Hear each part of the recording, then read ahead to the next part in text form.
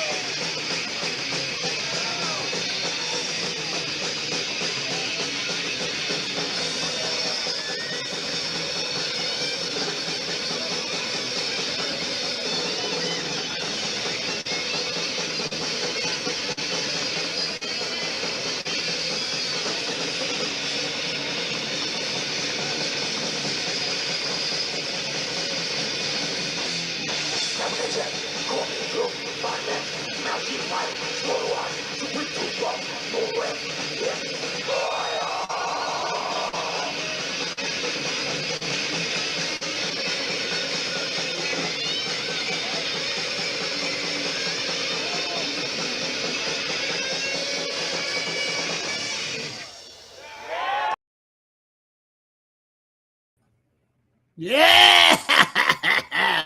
There you go. Here we are for another live one. Haven't done a live show in a while. I can't remember the last one I did. Y'all might remember. Oh, no baloney. What's up, no baloney? But yeah, I haven't done one in a little bit, so it's cool to do one. Got another all badass one, of course, like they all are. So it's cool to be live again. Check out if you haven't checked out the last one I did. It wasn't live, but it was still cool. I did with Eric Keller from Fear of God. You need to check that one out. Check them all out while you're checking stuff out. Check it all out. But anyway, yeah, thanks for coming in and hanging out. Tell everybody to come hang out. Check out the show. I'm starting a little early today, a little earlier than normal, but that's all right. We got some cool stuff to talk about. So of course that was Sadistic Intent back in '91, I believe. The early lineup. So that was cool. It's cool to see. I think that the whole show, I got that off YouTube. The whole show's on YouTube, so you can check it out. I think I got another one to check out, talk about, but that'll be later on. So anyway, before I forget, Saturday, if you're in Houston, go to Sound Exchange. See Sound Exchange up on the top there? Go to Sound Exchange. I'm going to be doing a live show from Sound Exchange. That's going to be fucking, I don't know. It's going to be awesome, or it's going to be fucking total fucking nightmare. But either way, it'll be cool. So anyway, all right. Enough of that. So without further ado, let me bring our guest on today. He's coming at us all the way. He's actually on the East Coast right now, but hails from the West Coast, Los Angeles area. The vocalist you saw there from Lurking Terror. He's got a new project called Lurking Terror. He's been singing live. Somebody mentioned about singing live with Cenotaph. Did Gothic Records back when. We'll talk about that. Worked with Century Media, all kinds of cool stuff. And obviously was the original Sadistic Intent singer. So everybody welcome Mr. ENRIQUE CHAVEZ. What's up, man? What's going on? Good to see you again. Does that video bring back any memories? Yeah, that was 30 years ago, I guess. 31 years ago. 31 years ago, yeah, that was a great show.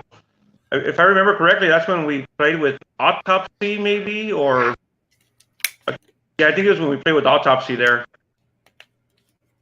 What venue was that? What? The venue? Venue. What'd you play? Oh, the venue? That was a place called the Waters Club, out in the coast town called San Pedro. Oh yeah, you know what? Hold on, let me see if I have it here. I know that club from this.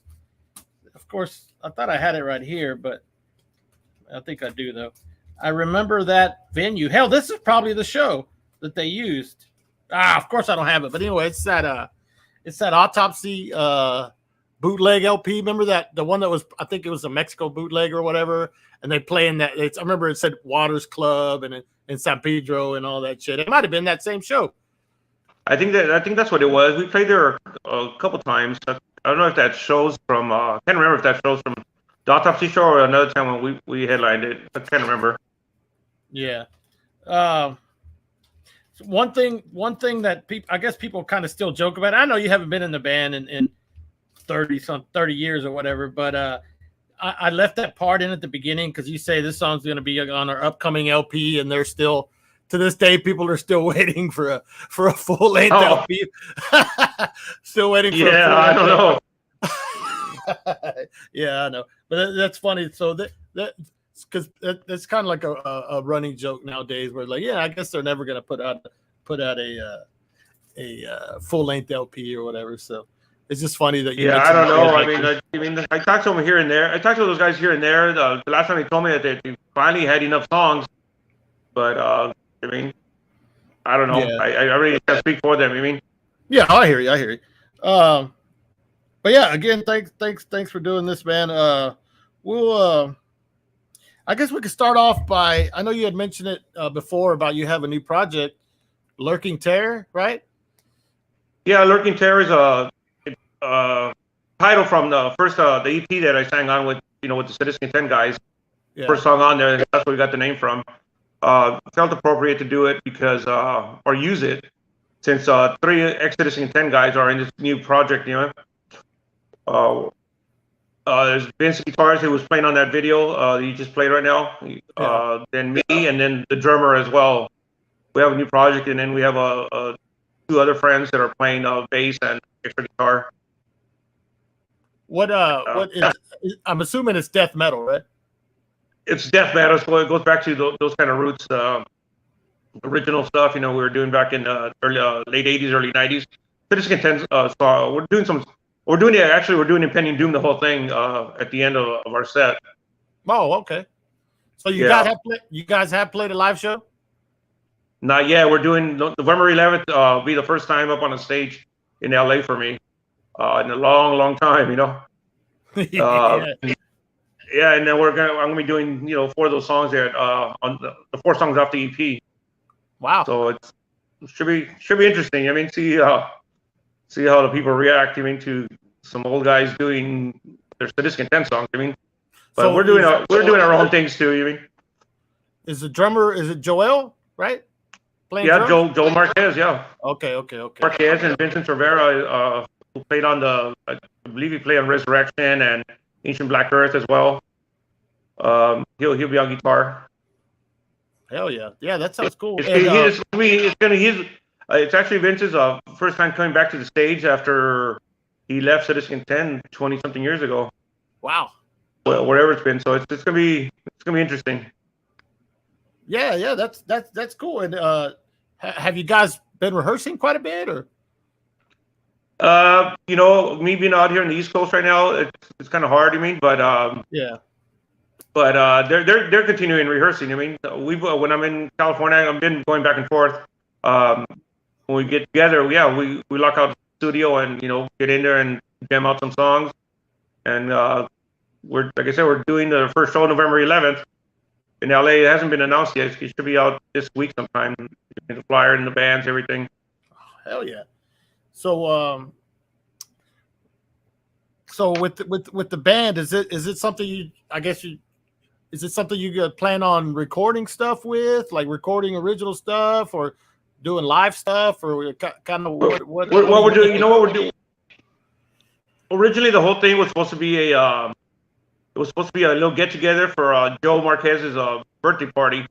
This is just jam it out. We're gonna play a show, and that was gonna be it. Then we started getting show offers as soon as people found out that we're playing together again. Yeah. So we're doing a debut on November 11th. Then we're doing a festival in right there in Tijuana, Mexico, at the border of California. We're doing a festival there called Dragon Rojo with Hyrax, and I don't know how many other bands are playing. Cenotaph is actually playing that one. Oh. Narcus. Who else? Riot. It's a cool festival. So you're gonna do both bands? No, actually, it's kind of strange, the whole situation with Cenotaph. Cenotaph has their singer for Mexico, so they're showing up with their singer because it's still Mexico, although it's it's an hour and a half for me. Yeah. But so they have their singer in Mexico, and he could actually do it. So I'm not doing Cenotaph. I'm just gonna do the Lurking Terror project. Hell yeah. So.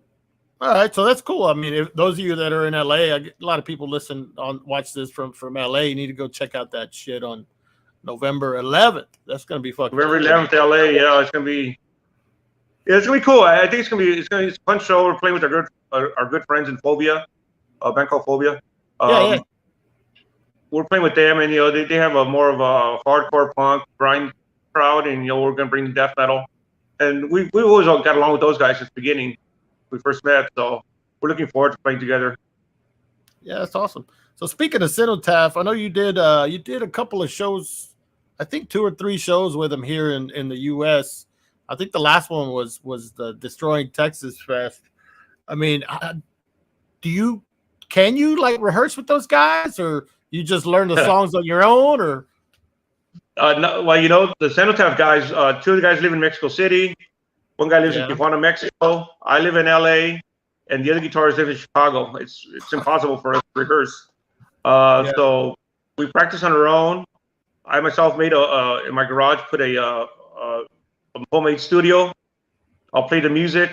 over loud, and I sing out of my own PA system in there, and I just sing over the recording. Over the recording, just scream. Yeah. Just that's the way I do it. And then just the other guys, they just practice at home. And then we usually I've done 2 shows with them. We usually arrive a couple days before the show, get a studio, and just go in there and practice them. It's a little hard. Especially when you're hearing the studio recording versus a the live musicians playing right there in front of you. Yeah. And of course, we're not used to working together every single day and practicing like most bands do. Yeah. But it works out. It works out. I mean, you're all fucking veterans. You've done it before, so you can make it happen. And the people that have told me that they've seen the lineup, they said it was fucking great. So obviously it's working out. Yeah, it was a little hard when he first asked me if I could do the U.S. shows. It was right before COVID hit, and I said it took me a little while to actually say yes to them. After a while, I said yes, and that's when I built my studio. Then COVID hit, so we lost a bunch of shows that we were supposed to do. COVID hit, and then slowly we're getting all these other shows or festivals are calling us back. To see if they're still interested.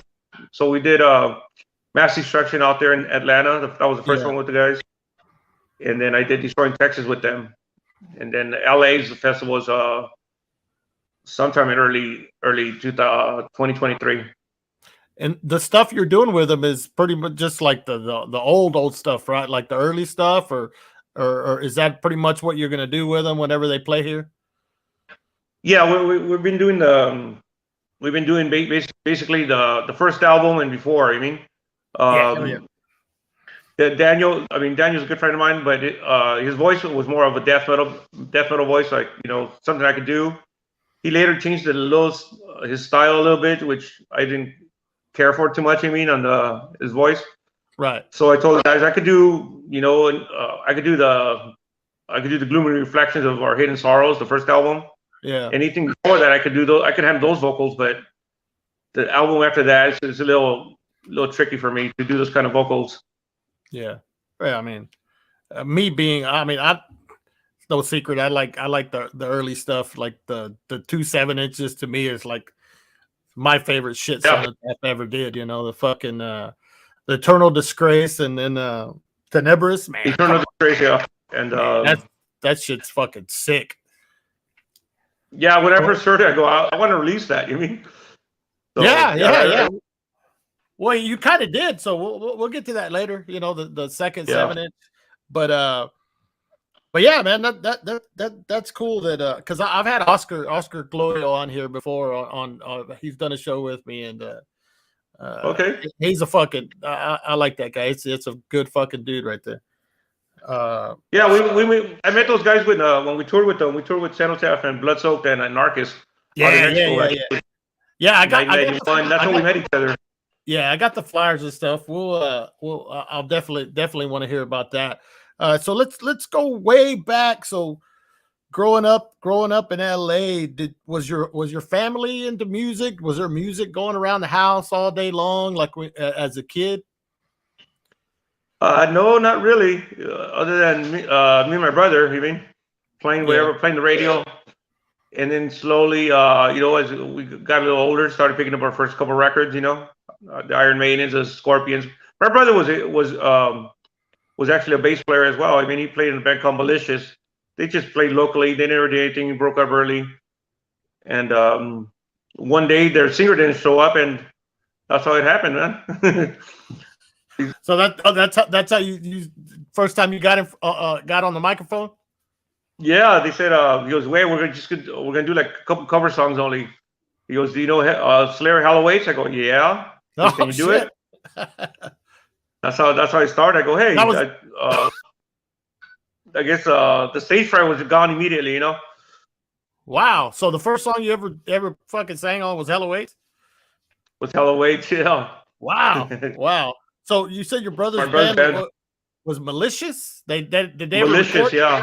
Did they ever record No, anything? they never did anything other than play live, for like 5, 6 shows in the LA area, Yeah. and they called it quits. They hung it up. Yeah. And then So how old were you whenever they asked you to get on the mic? 15 maybe, Oh, wow. 14 or 15 years old, maybe a little. Yeah, yeah. No, I was like 15. Yeah, And like 15 years old. How old were they in the band? They were just like a year older, no, 2 years older than me. Oh, okay. They were young. Yeah, and well, at that show, that's when I met Rick and Bay of Sadistic Intent, actually. Oh, wow. Oh, so you ended up playing a show. You ended up playing a show with your brother's band. Yeah. Oh, okay. And was that just well, not a show. I just did that one song, and that was it. It was a backyard party. I mean, and the cops broke it up. Yeah. And that was it. And we just everybody hung out for a little bit and started talking, exchanged numbers, and at the time I was already doing a different band called my own band with Joe Marquez as well. A band called Warmonger. That was my first band, first official band. Oh, wow. Where it was without my brother, on my own. Yeah. And we were doing that, and then that's when I met Rick and Bay at that party. They invited us to go down to their house. We just started talking, you know what I mean? And then they were in a band called what's it called? They were called Devastation. Okay. Devastation LA. Yeah, there was another Devastation out in LA. And so their singer was not showing up to practice. My band Warmonger was not doing very much. We played a couple parties, a couple shows, and then we're always missing a bass player. And so it was just kind of worked out that they needed a singer, I needed a different band, and that's when Warmonger broke up. Devastation changed their name to Sadistic Intent. Wow. Did you ever play any instruments as a kid? No, I bought myself a drum set once. I suck. I gave you that up real quick. I wanted to be a drummer originally. Yeah. What made you want to be a drummer? I had no foot hand coordination whatsoever, and I learned that real early. Who made you want to be a drummer? Was there a certain drummer or something that made you like, I want to fucking play drums?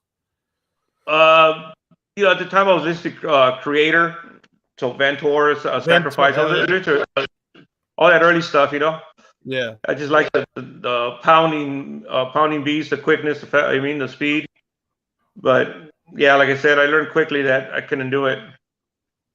So they said, why don't you just after with that show with my brother, I was already doing the other thing, also trying to sing, and it just I ended up being a vocalist. Yeah. So you mentioned about getting into stuff from your brother, like the Maiden stuff like that.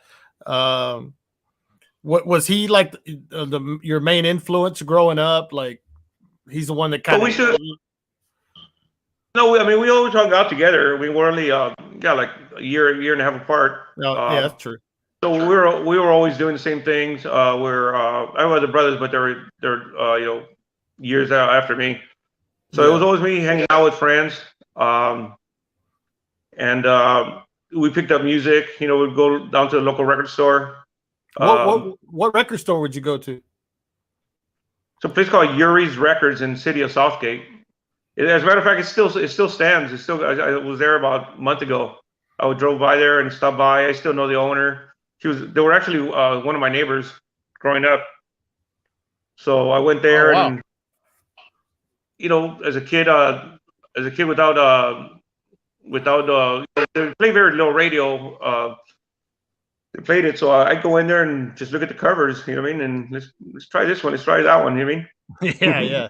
Yeah, exactly. That's kind of how it was. It was kind of like base your purchases on like what an album cover looked like. They were hit and miss, Some of them were bad, even some of them, Yeah. Well, that's just the way it was, You kind of took your chance doing that. Do you remember what the first thing was that you ever bought at this store? My first album? Yeah, anything. Oh gosh, I remember my mom got me what was it? My mom got me a Def Leppard record. His whatever it's called. High and Dry or No, the other Pyro- one was a big Pyromania. Is that what it's called? Pyromania? Yeah, she Yeah. got me that. Quiet Riot. You know what I mean? The first Quiet Riot, Mental Health. Oh wow. Yeah, that early stuff. I mean, Yeah, Ozzy Osbourne, AC/DC. Hell yeah.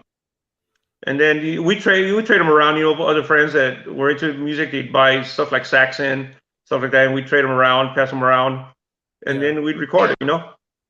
Yeah, that's kind of how I was with it was basically me and another friend of mine. Like if he bought something, you know, we didn't have money, we didn't have a lot of money, but if he bought something, I wouldn't buy it because he had it and I could hear it from him, and that way we could hear more.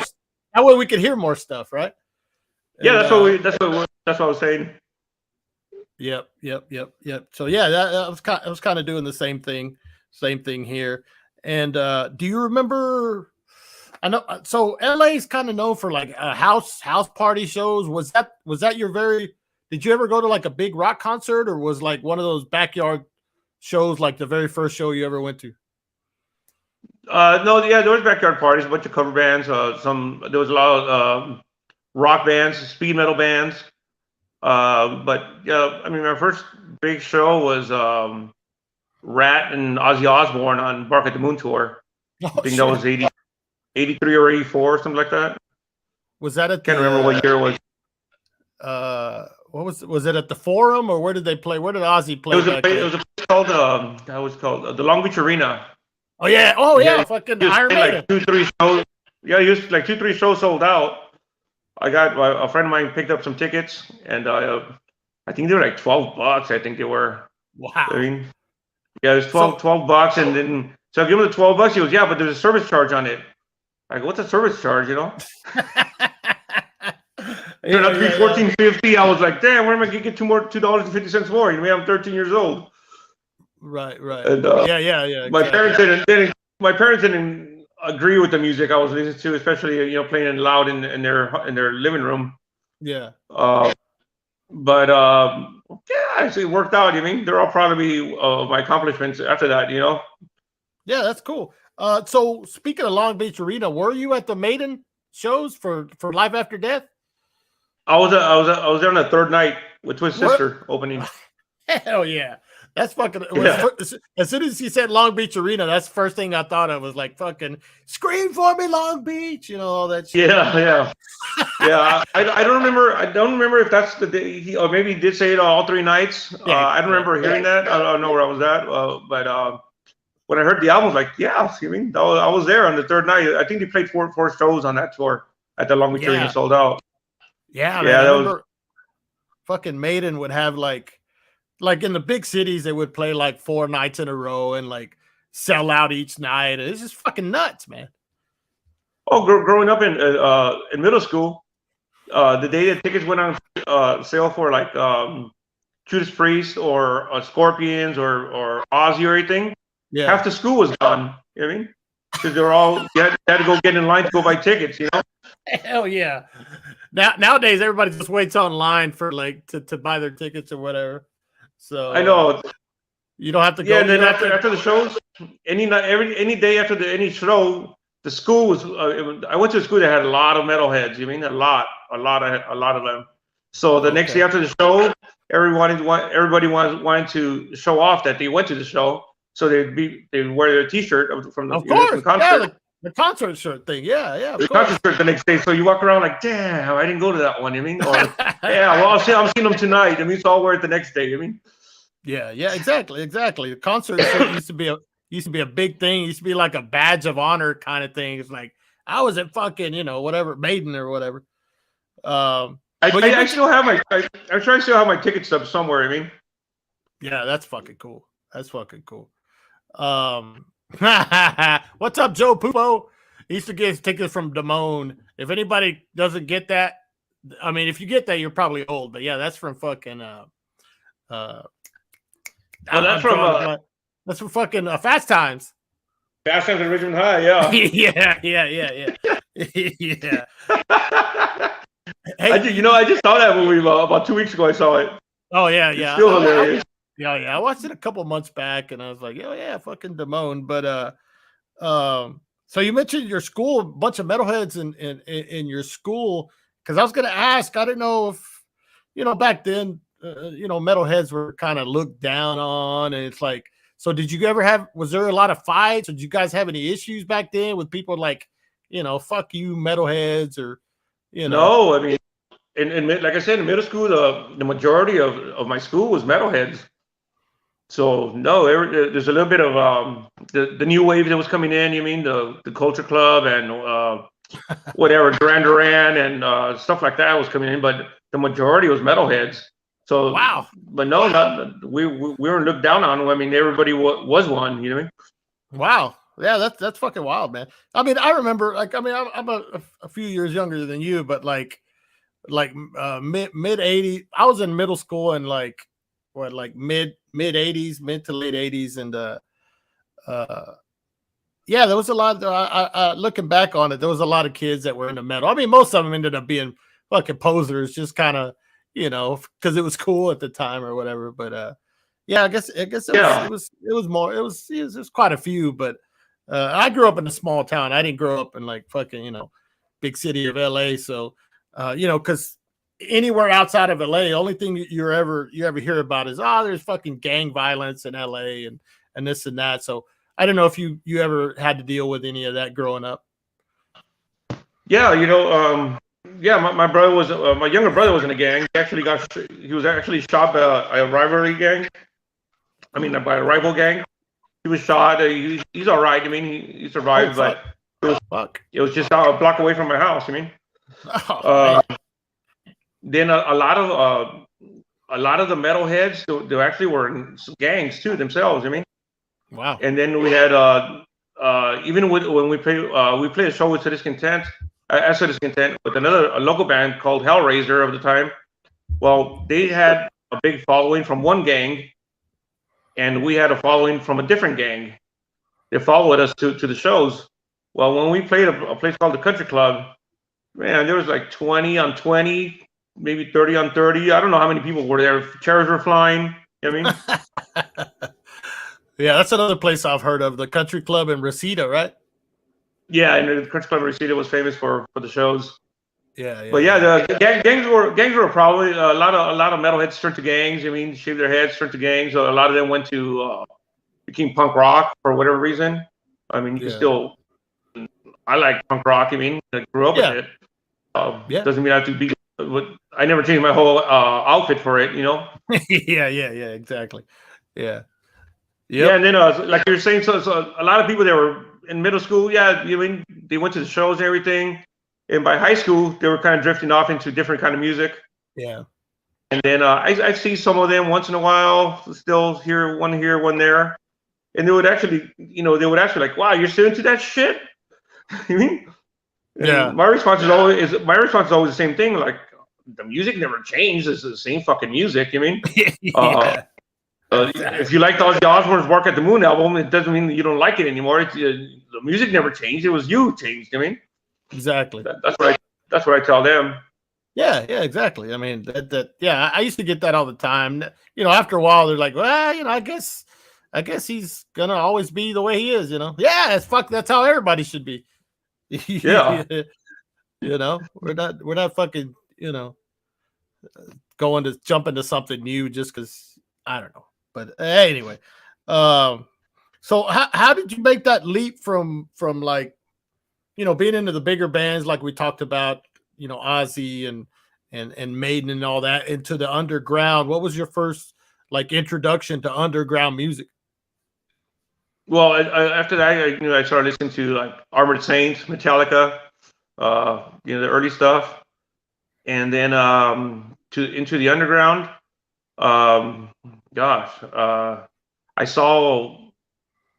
Well, I went to our local park had on Halloween nights for a few years. They had a thing called Battle of the Bands, where bands would play inside the auditorium. You pay $1, you walk in and see 4 bands jamming it out. See who's the best. one of the nights I went and I saw these guys up in all in leather. I mean, I go, who is this band? And he told me that's this band. It's a local band called Slayer.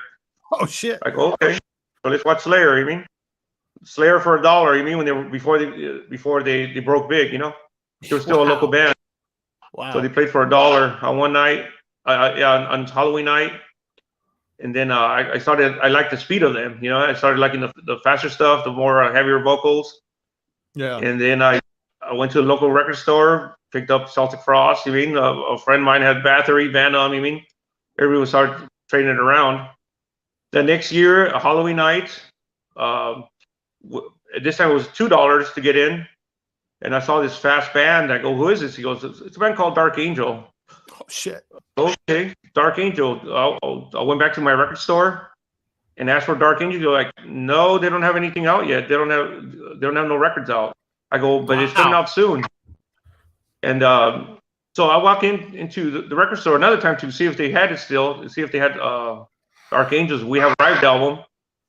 And I asked my friend Jackie there that owns it. I go, hey Jackie, is that Dark Angel in yet? She goes, I don't know. You could ask the guitarist right here. And I looked over, and it was Jim Durkin in there. And I go, oh, you mean? I felt like a fanboy. You mean?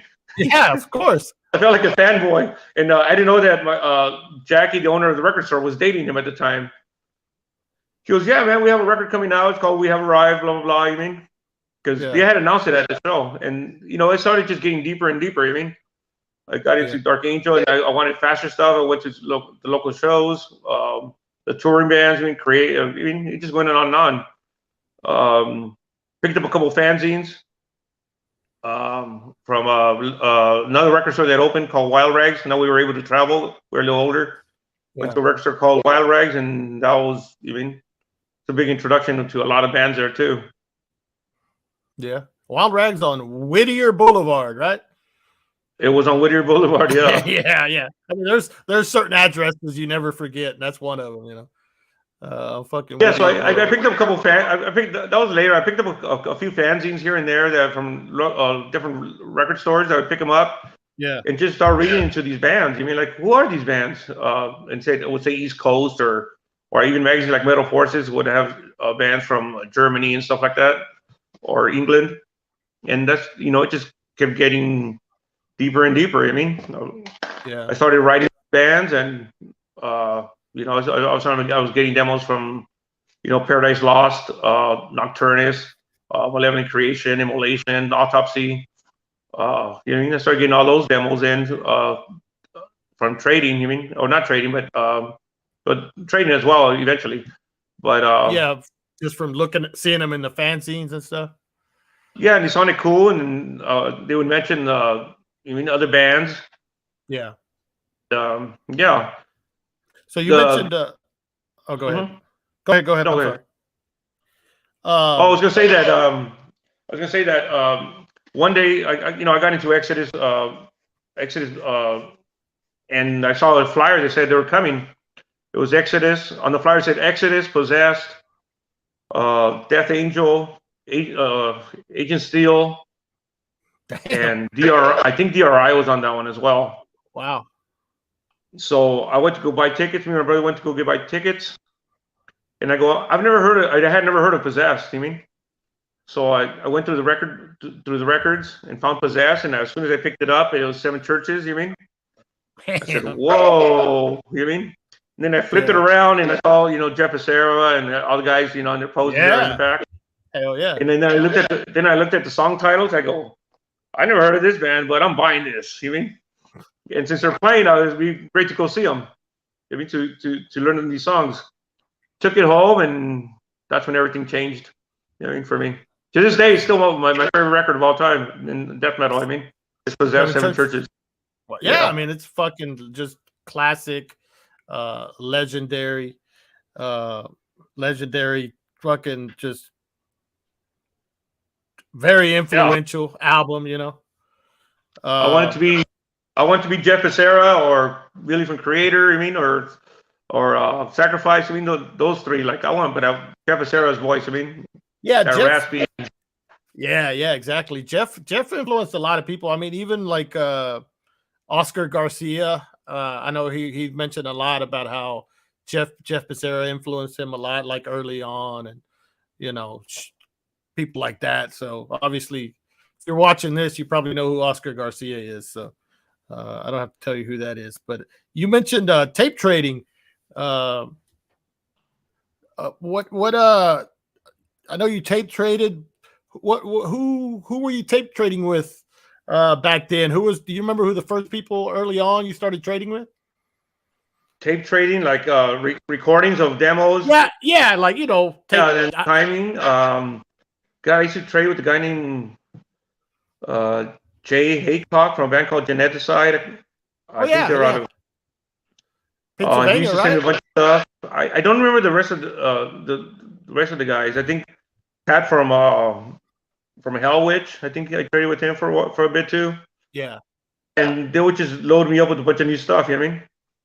Yeah. And then I'd go buy more fanzines that had those bands that I had heard on those cassettes, and then they'd go from there. I'd write to them. You know what I mean? It was just like that was my life for a while. I mean, hell yeah. Did you guys have any underground radio shows back then?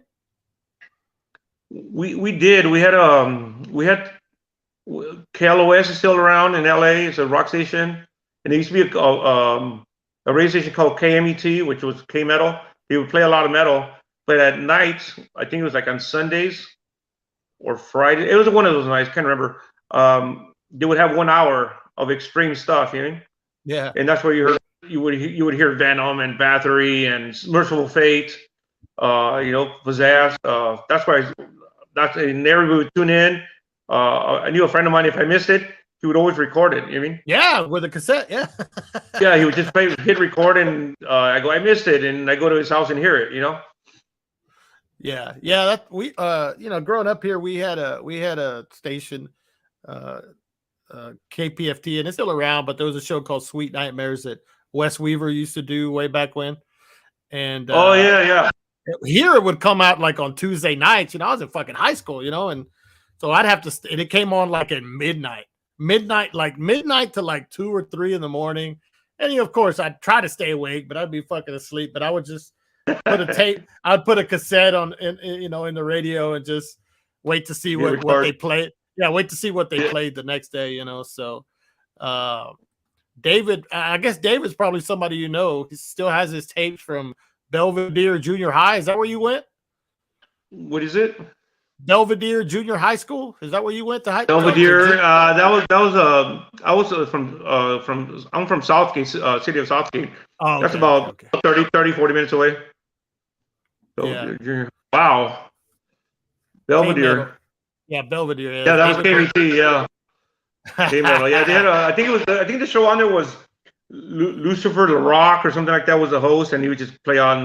What was his name? Lucifer Rock. Lucifer LaRock. What a fucking metal name. He had the creepy voice. We're like, oh, you're listening to blah blah blah Slayer or whatever. Show no mercy. He was like that. So he was cool, man. And then the next day we talk. You mean like, hey, did you check out this band? Did you check out that band? Yeah, this band. No, I don't really care for them. And some people would like, like Overkill, and and other people wouldn't like Merciful Fate.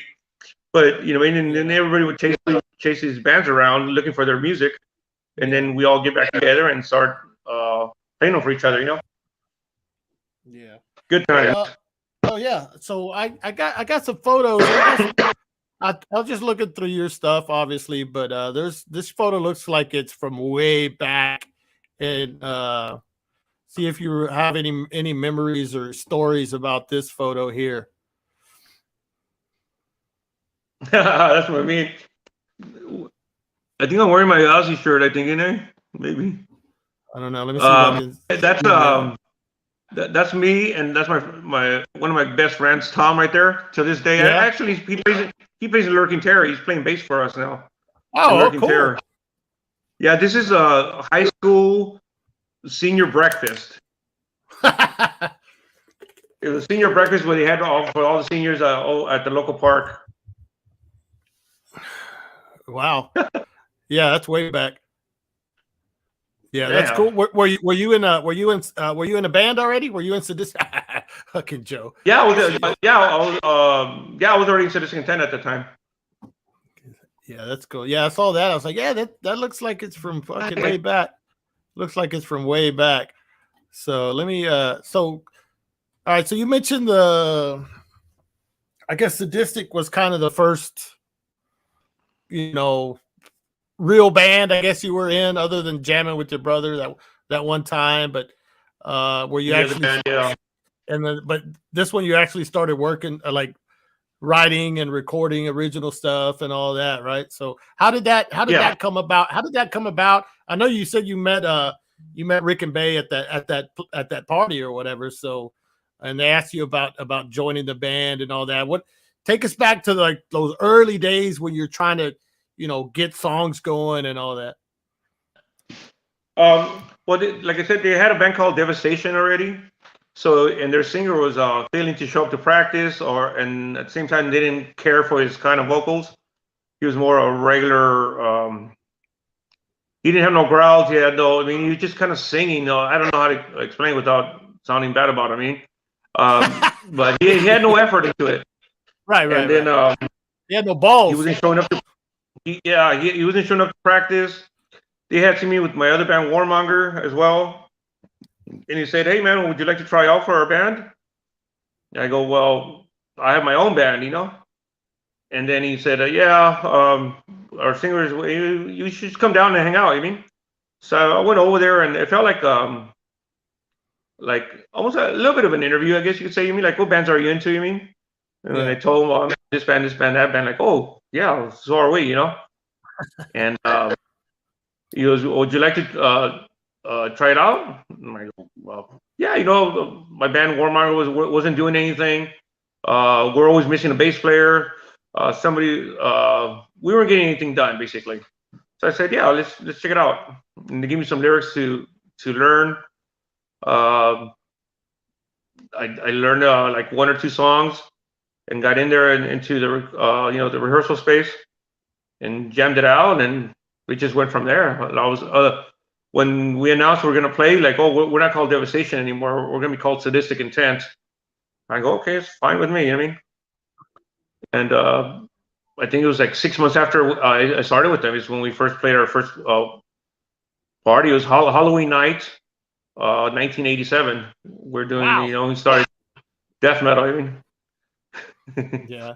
Now here's this is a pretty early on photo. You could probably see what you can tell us about this photo. That's the night I'm talking about. Is that the night? That's the night. Yeah, that's our first show. Oh wow, there we go. Vocals. I nailed it. Yeah, that's the two guitars. That's Bay on second guitar. We had a different bass player, my good friend Oscar. Yeah. And there was a different drummer named Mark. Yeah. Then when Oscar and Mark quit, Bay moved over to bass, and we picked up Joe Marquez from Warmonger to join us. Wow. That's when we started, recording. After that we recorded our demo Conflict Within. But yeah, I'm looking at that photo. It's funny. Yeah. You look like a bunch of little kids with Yeah. Well, wow. speaking of that demo, this came out what, 88, 89. Do you you have any? I think it's on there, isn't it? Yeah, probably. I have my glasses on and I still can't see very well. But yeah, I think it was 80. I think it's 89. But any memories of recording this? Yeah, there was we got their old singer, the one where I was talking about. His name was Gary. His uncle had a studio. And he said, so we called him up, "Hey, why don't we record some of these songs in the studio?" I'm like, "Okay, let's go in there." We went in there, and I thought it was gonna be 2 songs. It ended up being, I think it's 6 songs on that demo. Yeah. Yes, 89, February 89. Yeah, 89. Yeah. Yeah, we recorded those songs, and as soon as we had that out, you mean, I started sending them to the fanzines, you know what I mean? And it Yeah. went from there. We started picking up that same year. We got the opening spot for to open for Dark Angel and Forbidden, a band called Viking, and I don't know. It was the first time on stage. We had never played on the stage before. We always played the backyard shows, Yeah. and we got on that stage, and they said, "Okay, you guys got 18 minutes." Like 18 minutes, okay. And yeah, that was a good time. 18 minutes to like to prove ourselves. I mean, and it was hard to get onto the shows. There was a promotion company called Golden Voice. They didn't want us to play. We got in there because when you Rick and Bay's dad just had he was a carpet layer at the time, and he had carpeted the whole ballroom that the show was at. Yeah. So he convinced the owner to have us play.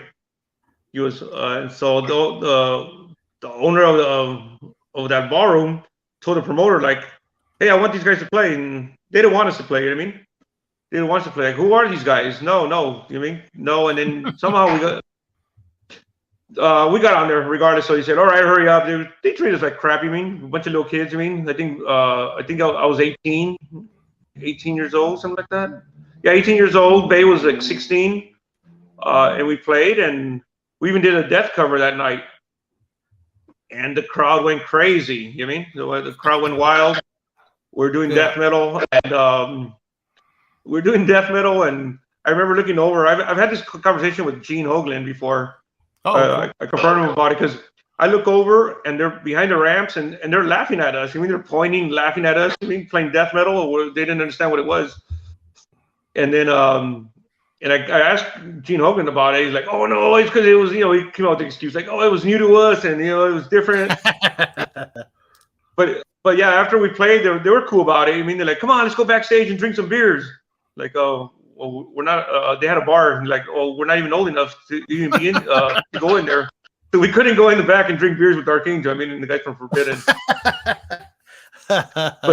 but yeah, right after that is when our demo came out, and that helped us a lot. I mean, we took it over to Wild Rags.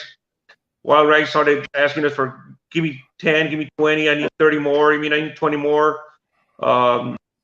This and that. I mean, and we were just we're dubbing them. I mean, we're dubbing the cassettes in our parents' stereos.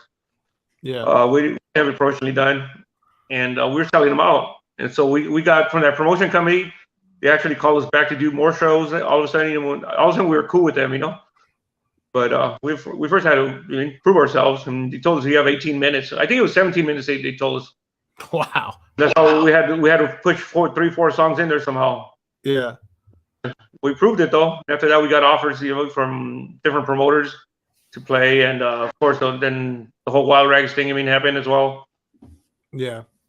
Well, yeah, and I wanted to talk about that. I mean, obviously, there's history there, but this was the what came from Wild Rags. They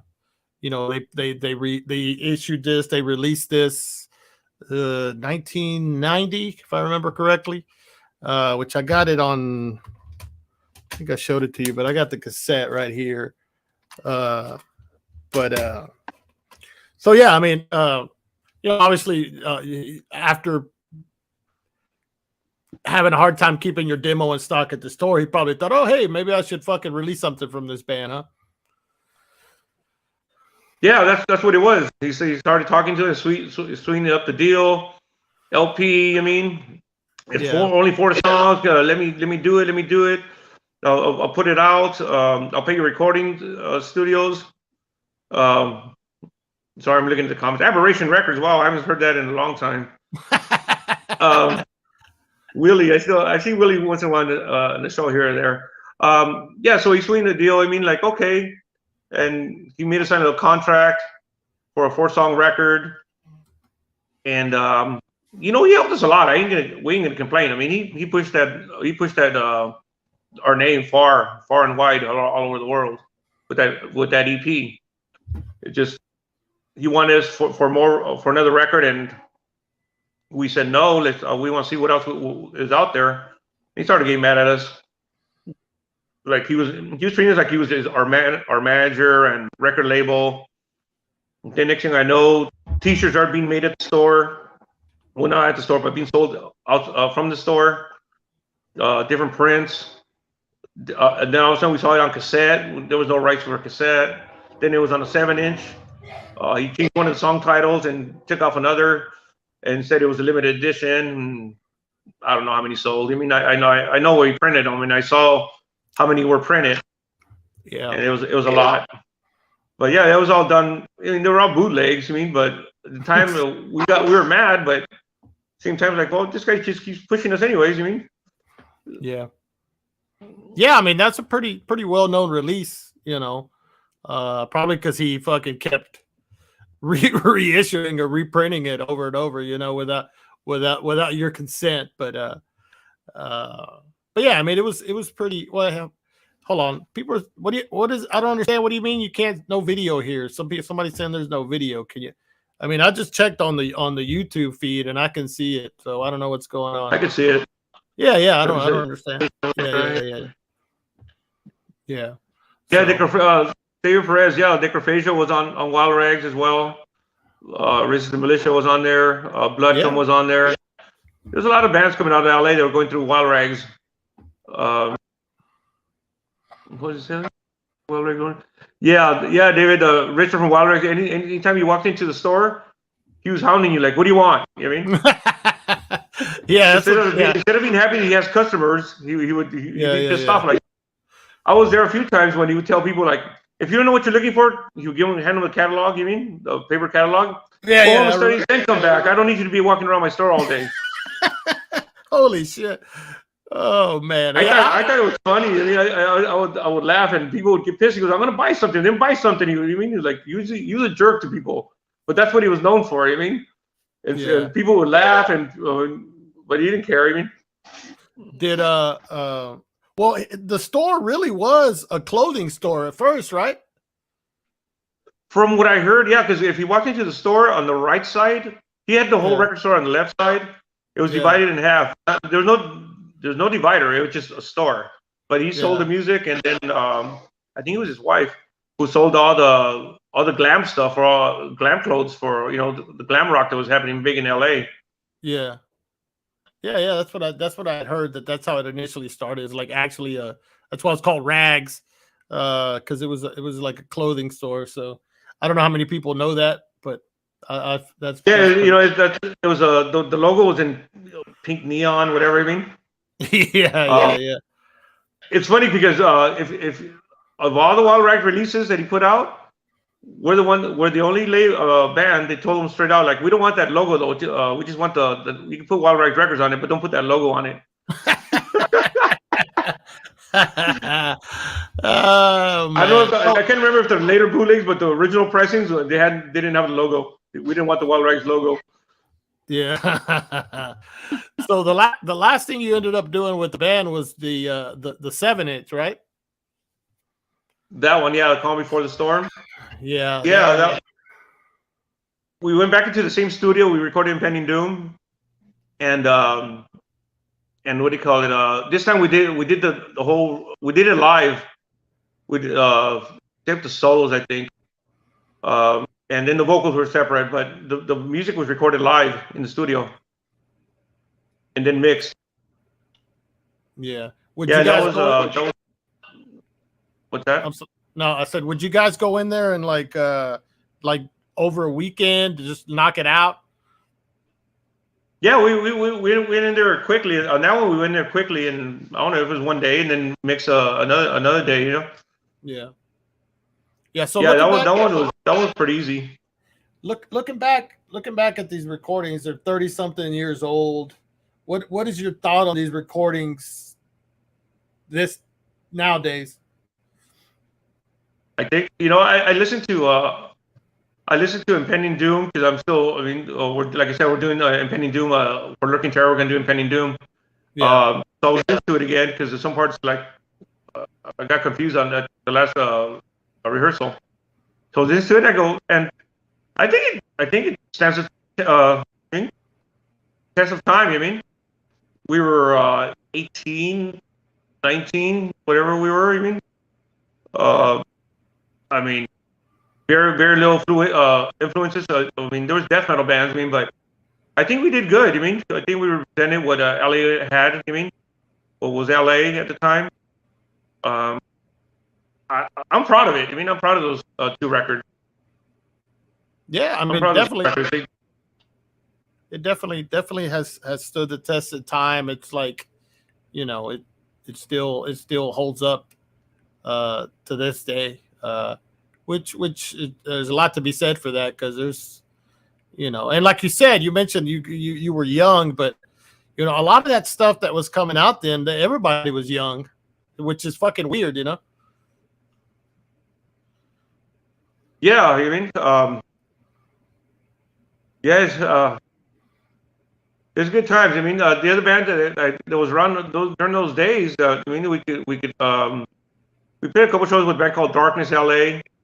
They were a good band, and then Terrorizer. We did a show with Terrorizer back then.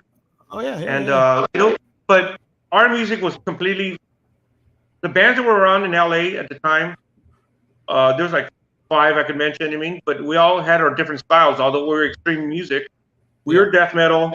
Terrorizer, you know, they were doing the grind stuff. I mean, Necrophagia was more of a speed thrash band. So yeah, when we came out, I mean, and most of the bands were breaking up at the time when we started coming up. And they all were proud of us too. I mean, all the bands to this day, we're still good friends with them, and they still push us. I mean, they still push for whatever they hear. Like they don't even go to shows anymore, but if like they're going to the Lurking Terror show to see, you mean the old school, I mean, do it again, you mean? Yeah.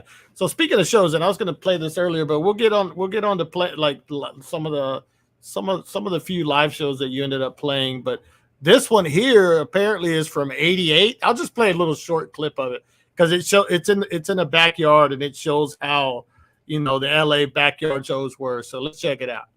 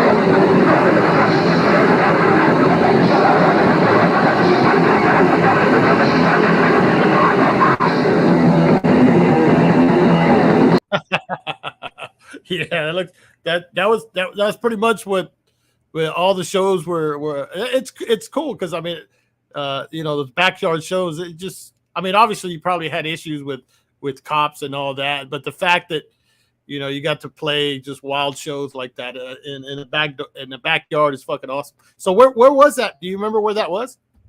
Yeah, this place called. They were building a. How is it? Let me back it up a little bit. It was traffic in LA is bad, so what they had was a big riverbed, and they were gonna ready to convert that into and wind it up to make a freeway.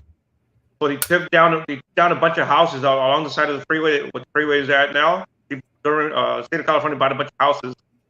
So while the freeway was getting built, there was a big empty lots, and somebody got smart, put a small stage, a couple lights, and they use material that I think it was stolen. The material that goes underneath the freeway for the underneath the pavement, and they use it as curtains.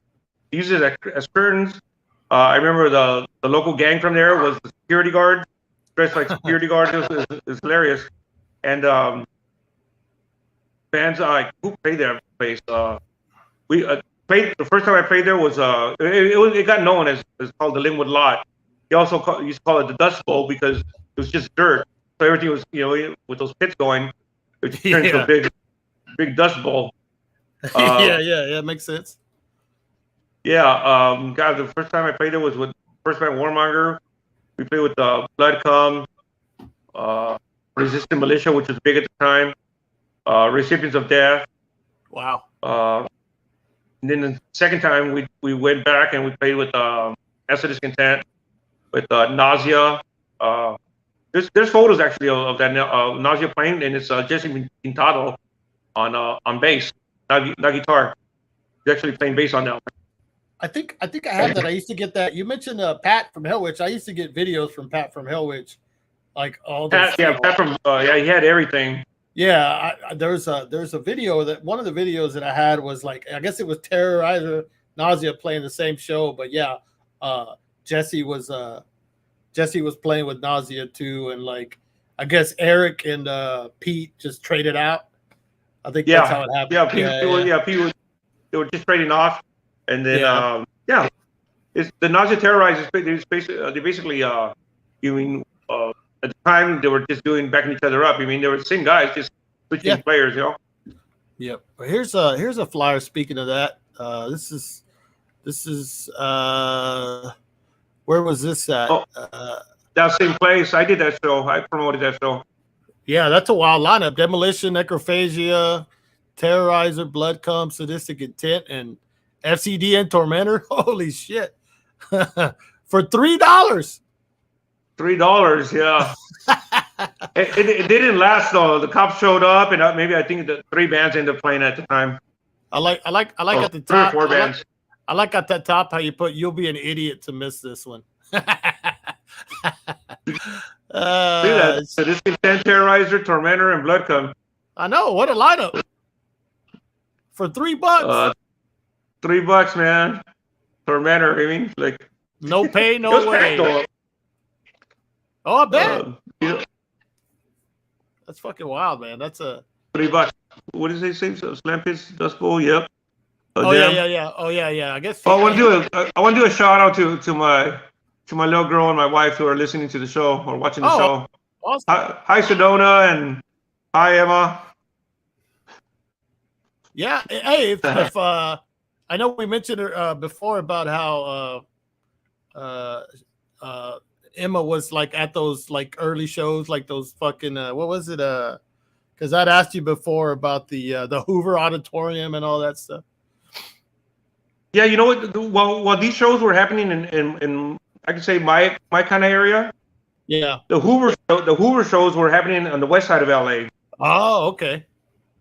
Yeah, it wasn't until we started putting them all together, putting it together. You know what I mean? Getting all the bands, and then start doing shows together. But usually, like the Hoover shows was Jesse, I think, did some of the shows. I mean, he brought Cryptic Slaughter and a couple other bands, as well as Terrorizer played, a show there. And then they had their bands on the west side of LA. We were doing it like in the South Bay area of LA. And eventually we would all, and there's shows happening in the East LA.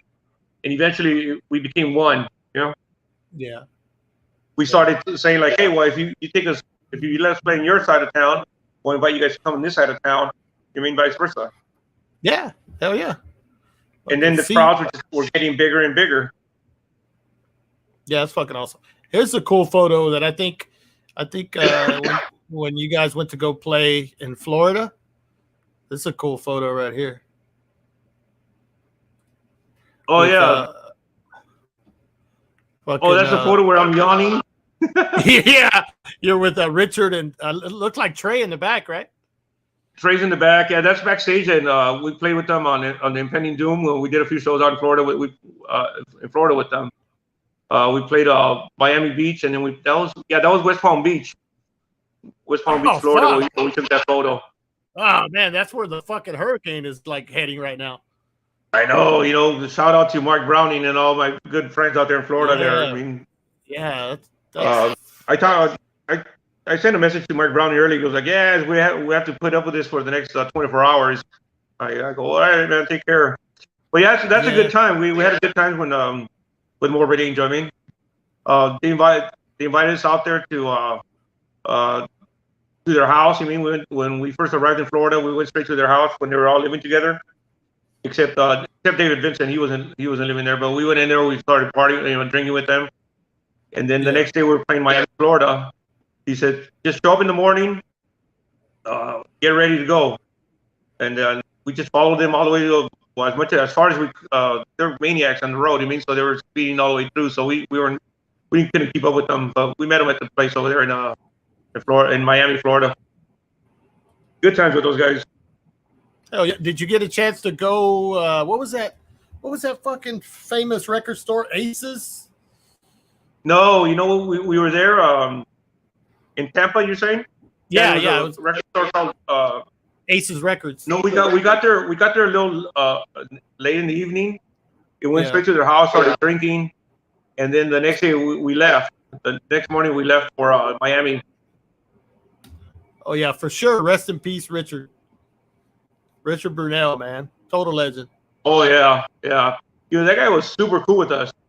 Yeah. Well, all the guys in Morbid Angel were, to be honest. I mean, the next day when David Vincent showed up to the house and we were outside, in our van, ready to follow them.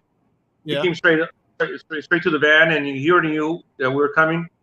We had played 2 shows with them already in LA. We convinced our promoter to bring Morbid Angel and to LA before Altars was even released. So we kind of knew him, but he came over, and we didn't talk to him when we played with him in LA. We didn't talk to David Vincent, but he came over to the van, and then he said, he goes, "You guys must be Pete's friends." I go, "Yep." He goes, "I'm David Vincent. Looking forward to doing these next shows with you guys, whatever." I mean, he was super cool. You know what I mean? Well, yeah, that's right. Cool. I totally forgot you guys knew Pete already from LA. Yeah, we knew Pete from LA, from Terrorizer. You know what I mean? Used to go to our shows, hang out. I mean, drinking with him. And then one day he calls me up and says, "Hey man, have you heard of a band called Morbid Angel?" I go, "Yeah." He goes, "Yeah, they asked me to join." Oh wow. He goes, "Do you think it's a good gig?" I'm asking my friends. I go, "Yeah, dude, that's really good. I mean, Terrorizer's not doing anything anymore." And he said, "I think I'm going to join them. They're offering me a drum set, a place to stay, a European tour, a record a record contract." I could go for it, Pete. I mean, yeah. And to this day, I'm still friends with him. I mean, whenever he comes around, I go see him. I mean, yeah. What was odd these days? yeah, I've seen him. I've seen photos, seen photos anyway. But all right, so we talked a little bit about this on Royce when you came on with Roy, but this to me it was pretty big, pretty considering, you guys were, fairly new, fairly underground band, but you're, doing shows outside of the country, and with Anarchist and Bloodsoaked, and it looked like Cenotaph probably played a couple of them, right? Yeah, it was 4. It was 4 shows on that tour. Yeah. Well, we didn't understand. They call us and they said, "Hey man, we'd like to fly you guys out to Mexico." It was after Impending Doom. We had met guys from Anarchist to Mail. Yeah. Like, okay, well, we need plane tickets. Like, yeah, well, we're willing to pay your plane tickets and the place to stay. Like, yeah, we'll do everything. We'll have a bus for you guys so we can move from city to city, and at the end, we'll fly you guys back home. Like, well, if it's serious, then let's do it. I mean, and yeah, we're next thing you know, we have plane tickets in the mail. I mean, wow. Yeah. We have plane tickets. We're on the way to Mexico to do this grind tour. We didn't really know them outside of just letters. I mean, so like, okay, well, these guys are serious. They sent us plane tickets. Yeah. We got to the airport, and there was people, the guys from Anarchist and friends picking us up, and like, wow, this is really happening. I mean, I'm like, okay. And then we went on to we were there like 3 days ahead of time. We practiced with the guys from Anarchist in their rehearsal room, and then it was showtime on a Saturday. We did 2 shows in Mexico City, Saturday and Sunday. We got a good decent crowd there, which we were surprised. Then we went on to then I think it was maybe Monday morning. I can't remember. You say, okay, we're gonna meet at this place, and there was a bus for us. You mean there was a bus, not like a tour bus, but it was a like a passenger. I mean, like Greyhound kind of. It was this, and then this bus. That's the bus. That's everybody there. Yeah. Where you at? I think I'm the one who took the photo. Oh! Because I was looking, I was like, where are you? At first, I thought it was you. Like, no, I'm the one. I'm sure I'm the one who took the photo. But yeah, that's the bus. Yep. So we loaded. You know, Cenotaph was on it. You got to remember, we're 19, 20. Some of us are 17, 18. Yeah. There was a couple guys from fanzines were in there. Roadies. I see Juan Mutilador right there. Yeah, Juan Mutilador, El Muti, yeah. There he is, right there, yeah. Right there on the right, yeah.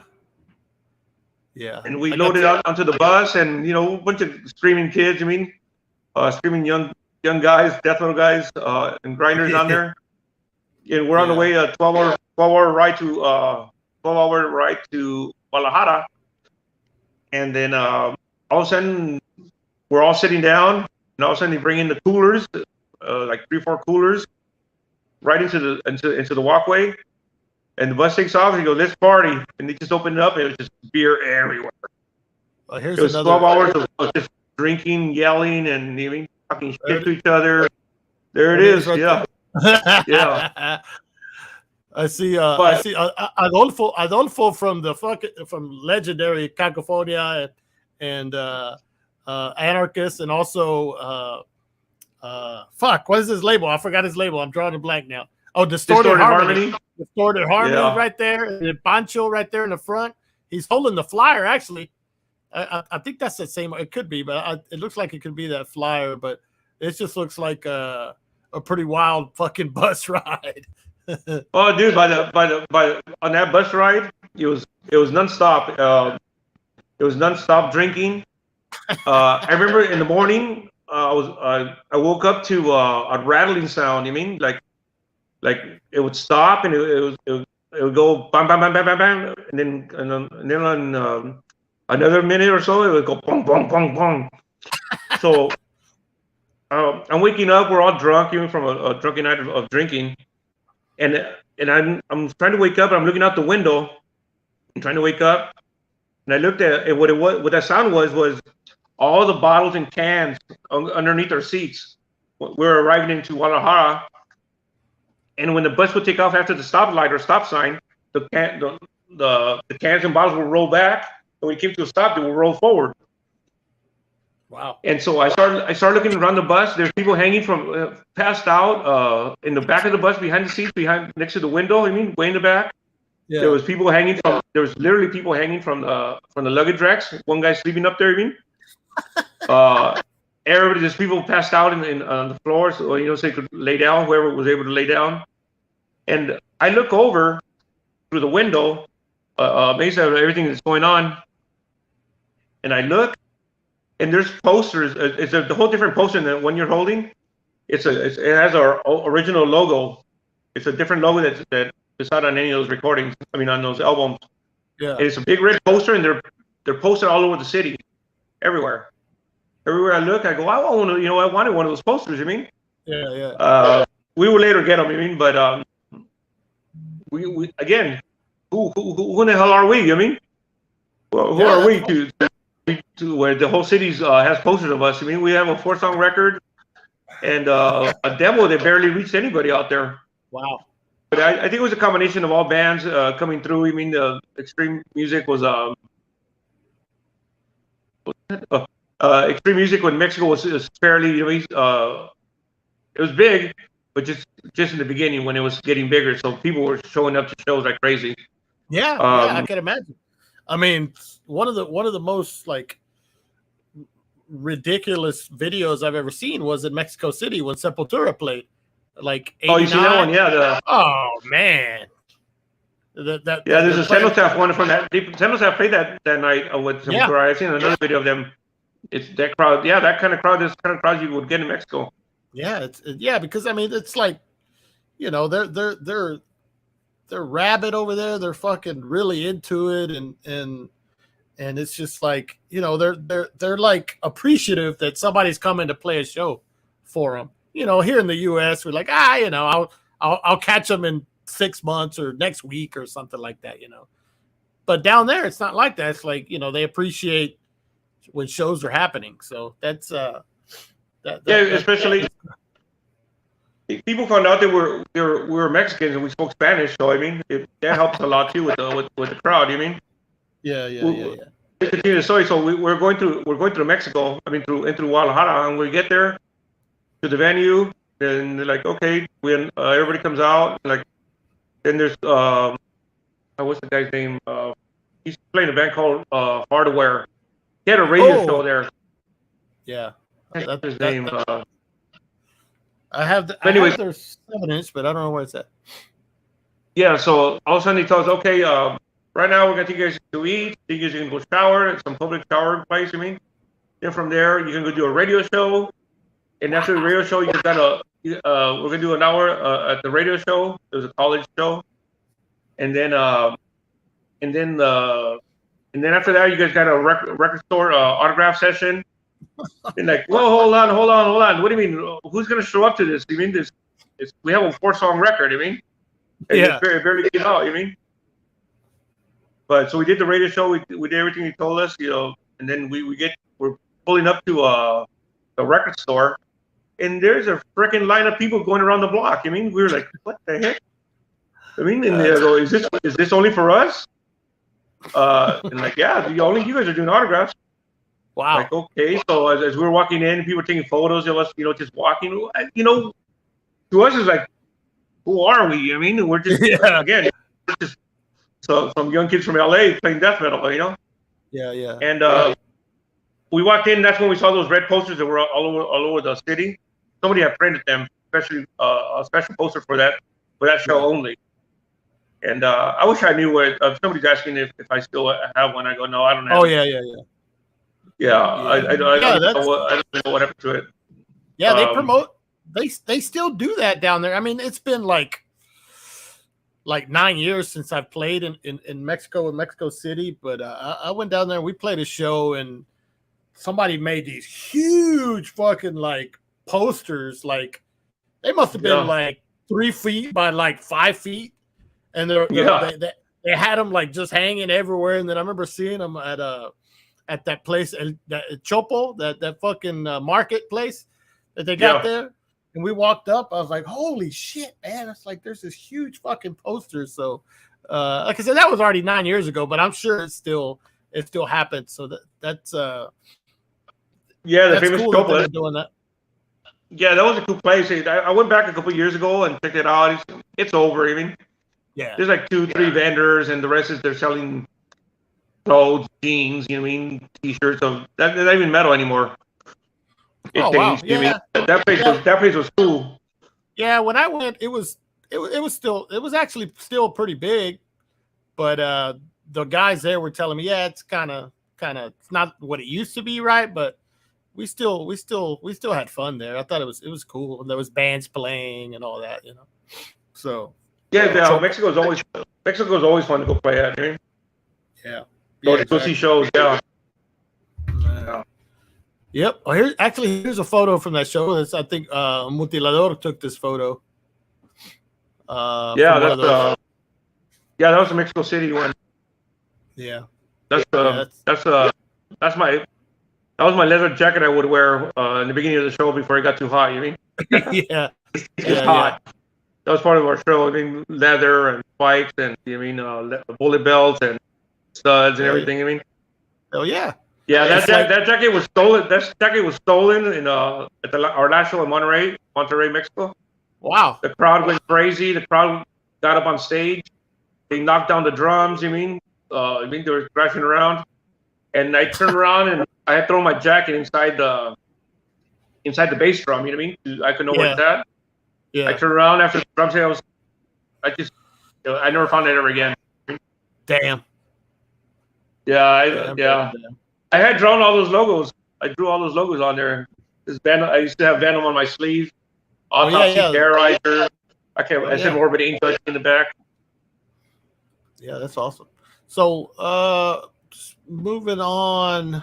After I guess your time at Sadistic was over, you were kind of focusing on doing your label, Gothic Records, right?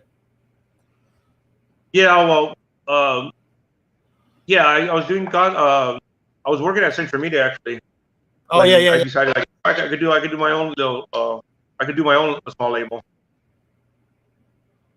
But yeah. And I'm looking for some picture right here. But yeah, what was the first thing you put out? Was it the Apsu? I put out Apsu, yeah. That was the first release you put out through Gothic? Gothic, yeah. Yeah, so it's this one, which is the Temples of Hopeful. Yeah, this one right here. Which Ray, talking to Ray, he sent me some like and thanks to Ray of Apsu and also John Gray for some of the stuff that they sent me. But this here, and that's got the old Apsu logo on there. So what I guess working at Central Media is that what kind of made you say, hey, I want to start doing my own thing? Yeah, because I wanted to. You're talking about the trouble. I wanted to go back and trade some stuff. You mean I wanted to? I mean, I never did it for the money. I mean, I did it to trade stuff and get stuff in return. I mean, instead of from different labels all over the world. And so I put out that 7-inch, got a bunch of stuff in return. You mean tons of it, and I had so much trade that and then I had met the guys over at El Chopo in Mexico. So I fly to El Chopo with all the merchandise I have, and just they'd go crazy for it. I mean, I had to have a good time hanging out and partying out there. Made some money, got some more stuff from Mexico. I used to do that, I don't know, 4 to 6 times a year. Just fly out there and pick up more merch and trade merch and have some fun. Yeah. So every release you ever did, was it just one pressing, or did you ever repress anything? I think we did 2 pressings on that one, but the rest, it was only one pressing. So that was Temples had 2 pressings. I believe so. Because I think the original was red and the next thing was blue. I think, but they were like pressings of about 500 each. Yeah, I think mine is what color? Mine's like I can't remember, like a marble purplish. I can't remember. A swirl? Okay, so it's swirled, yeah. Yeah. So I started doing swirl vinyl. There's only a few more cents, and might as well make swirl, So were you just reaching out to bands that you liked and said, hey, can I put your stuff out, or were bands reaching out to you, or both? Apsu sent me that one, and then as soon as I put it on, like, oh, this is something. The time wise on those songs, it fit perfect on the 7-inch. I I would love to do it, and I wrote them, and they're like, all right, send us a contract. They get so many copies, 200 for every 1,000, whatever it was, or 150, I can't remember. And it worked out. And they sent me their previous band, Magus. Like, hey, you want to release one too? I go, yeah, let's release that one too. Yeah, that's cool. And I just picked a couple of them that I really like. And this one here is one of my favorite fucking 7-inches. This one was fucking. This one just fucking still fucking rules. The Zamayo or Zimiel. And actually, here's that fucking Apsu. I have it right here.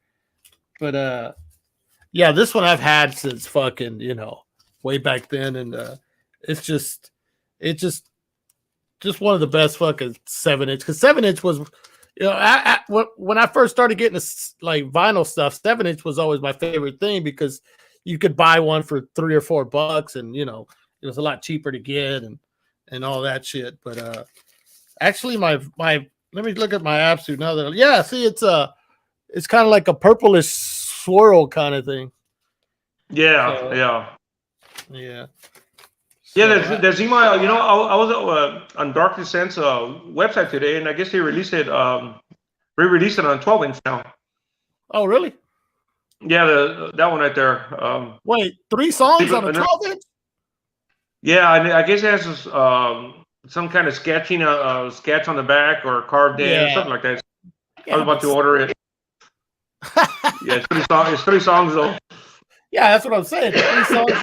3 songs on a 12-inch seems a bit much. Yeah, you know? I mean, yeah. That one.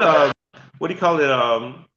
He wrote me Russ. You know, prescriptor wrote me saying like, hey man, our friends in Z-Mile from Greece would like to release a recording. I go, okay, well, tell them to send it.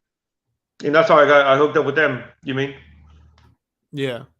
Yeah, no, that's and here's actually the old ad that I got. He sent me a few of them, but this is Absu I got from Ray from Absu, which is a cool old ad because it's got the original album artwork and the logo on there.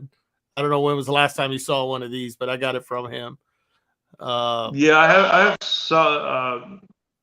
Everything's boxed up. I run into a bunch of stuff all the time when I open a box. Like, what's in here? And I find a bunch of stuff that I've had forever. And I see flyers even, and I used to make little small black color flyers for different releases. Wow, that's a cool one. Yeah, it's cool. He sent me like 4. Well, here's another version of it. This is where I got the good Gothic high res logo from. Was that one? Oh, okay, yeah. Yeah. So that's cool. And that actually, this one has the different cover on it, which I thought was strange because I thought all the Gothic ones were just the original artwork. And then I guess something else that was cool was that you released the considering you were in the band, you weren't in the band anymore. You still released this through Gothic Records. I mean, you guys were obviously still friends. So we were working together there. By then I had so much stuff. I was bringing in so much stuff from Europe in trades and all over the world. I had so much stuff that I was actually setting up. I'd drive 8 hours to go every time a tour would come by, and if they're playing Oakland or San Francisco, whatever, I go set up shop. I go set up shop right in front of the venue. You know what I mean? Yeah. And sell stuff, and then I'd sell at the shows. I'd go to the record stores over there. I'd sell to them on a wholesale basis and bring back a bunch of stuff. You know what I mean? Yeah. I was just a trading, collecting guy. You know what I mean? Yeah. Here's something John Graves sent me just to show it to you. See if you have it. This brings back any memories. It's an interview from I'm not sure what zine, but that's an old photo. And yeah. So that was cool of him to send me. So thanks, John. I haven't seen that photo in a long time. I can he scanned it for me. I can send you the scan of it if you want it, you know. That's cool. Yeah, that's so cool. Yeah, so I figured I'd show you. Yeah, so thanks, John. And there's a live pic, obviously. So I'll send that scan to you. That's cool. So thanks, John Grave, for sending that shit to me. That's cool. Yeah, when the Temples of Vocal Absolute was released on 12-inch through Dark Descent, re-released it again. Green came out in like black on white, white on black. Yeah, 2 different covers. Yep. Ray sent it to me. I mean, yeah, he's fucking awesome. You know what? He was working like late today. He's like, hey, he actually wanted to come on and chat with you a little bit, but he wasn't going to be able to do it. So he sent me a message. Yeah. I said, yeah, it'd have been cool. I said, yeah, it'll be another time. But yeah, he was like, because I told him you were going to be on, so he was like, yeah. So he was. We stayed in touch. I mean, when Dark Descent released it, he got a hold of me and asked me like, what's your address? Yeah. And then I want to send you some stuff. You mean? And he sent me a copy of each. You mean? Like, cool. Yeah. Oh, here's Yeah, something. they went on. They went on. Absolutely went on to do a good thing. I mean, they toured. Hell yeah. I mean, they toured. They still tour. I think for Scripters is probably the only original one left. But I mean, yeah. I had him. He and Ray both came on my show together about, I don't know, a few months ago. oh, And, cool. yeah, that's the first time they'd ever done anything. I'd been trying to get them to come on for like over a year, and they finally came on. So we talked about the early days, basically when they were both still in the band, And he said, Russ said, October, he's had some fucking big news, some big announcements. So it's almost October. So I'm not sure what's gonna happen, but Apsu's got something in the works coming up. So he said it was gonna be pretty big news. So that's pretty With cool. Ray? I don't know. I don't know what the news are, but Proscriptor said, "Hey, we're okay. I got some Apsu news coming up." So I'm not sure what Apsu now, right? Well, yeah, Apsu. But he said, I remember him saying in October there'd be some news, some big news regarding what, I guess, the band or something. So we'll see what happens. Okay. So, but yeah, man, being from Texas, yeah, I mean, Apsu's one of the fucking best things ever in extreme music to come out of, not only, I mean, obviously the world, but they're from Texas, so it was always a little. Yeah, I mean, you guys had Devastation. You guys have Imprecation. You know what I mean? Oh yeah, I mean, there's some great bands. I mean, from a lot of shit, man. Fucking Necrovore and fucking all kinds of shit. All kinds of shit. You got Sacro Curse now out there too. Yeah, Carlos. Yep. Yeah, Carlos. I mean, you got some good stuff out there. And it seems healthy. I was just in Texas, for that festival. Yeah, it's a healthy scene. I mean, you lived in Houston for a little bit, right? I lived there for about 9 months. Really? What was that about? I tried moving out there. When we drove through there on Impending Doom. We played Houston, and I liked the scene there. Yeah. The little bit we saw, I saw that there was record stores there. Yep. Housing was affordable. Like, hey, you know what? I could live pretty cool here. I mean, yeah. And so I tried it, but the weather. I mean, the weather got to me after.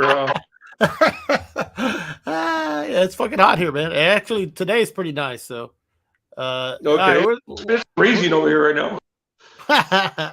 oh yeah, before I forget, this actually came together. This is I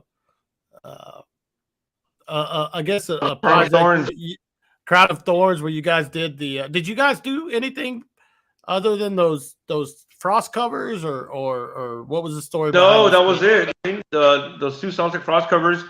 Remember there was a tribute to Celtic Frost with Mayhem and Enslaved and a bunch of people. Yeah. So we ended up not being on it. We were the less known band, and was it? I think Enslaved had done one of the songs already. I mean, both songs had been done, so they told us no. I mean, so we couldn't be on that compilation. But yeah, that's the guys from Anarchist and Bloodsoaked right there. I mean, yep. With me and Joe from Sadistic Intent on the ex Sadistic Intent on. There he goes, yeah. Yeah, and you guys. So that recording got shelved. I mean, it was just put away. Yeah. And then years later, it would appear on a 7-inch. I mean, I don't know where the recording came from, because I have the original. I mean, I have the original DAT tape of it. So I don't know where the recording came from, and somebody put it out. Yeah. They sent me copies. I mean, the bass player right there, he sent me copies of it. I guess he knew somebody put it out or something. They didn't ask me for permission, but it's cool. It's out. I mean, yeah. So yeah, I'll put after this is over, I'll put the links in the description of they do Into the Crypts Arrays, and what was the other one? Visual Aggression. Visual Aggression. Yeah, and they're real cool. I dig them. I think they're cool versions. So if anybody's interested in hearing that, I'll put the links in the description to so you can check out those 2 Frost covers. I think they're badass. Yeah, we did it raw. We didn't want to put too much studio time into it. They just do it raw, and that's the way it came out. Yeah, it sounded great. Sounded great to me. Well, shit. Yes. Mayhem did that song. I'm not sure. All right, so if anybody, I'm gonna start winding this down. If anybody has any questions for Enrique, put them in the chat now. If I missed them, I know it's kind of hard to do 8 things at a time here, so I may miss some stuff. So anybody has any questions, put them in the chat, please. And while we're waiting on that, let me see. There was something else I was gonna. Where'd it go? All right, so we'll talk about this since we talked about Cenotaph and doing the thing. What is the tie-in with Gothic Records and Baphomet Records? Baphomet Records was ex-friend of mine. I mean, Rafael Rivera. He wanted me to talk to Nausea to release a 7-inch, and he didn't speak English. I mean, so I was interpreting for him, and he goes, "Yeah, I'll give you copies of the record." I mean, I go, "Okay." So I did the deal with him. I mean, I helped him do the deal. I helped him. I secured the next release was the Cenotaph, the Eternal Grace. I did that one for him. Not translating, but I mean, I'm the one who got it for him. Then we did Necrophile. I mean, from Japan. And then all of a sudden, I was hearing that he was not sending the records out. All the money he was getting, he was not sending the money out. I mean, somehow I was tied in because I was the one who was negotiating these things for them. I mean, although it was in my record label, I was just helping him out. He ended up being known as the biggest ripoff. I mean, he actually worked at Wild Rags too for a while. Oh, imagine that. Yeah. So and so I got tied into it. I mean, yeah. I mean, I'm the one who talked to Cenotaph into doing it. I talked to Necrophile to do it. I talked to Nausea to do it.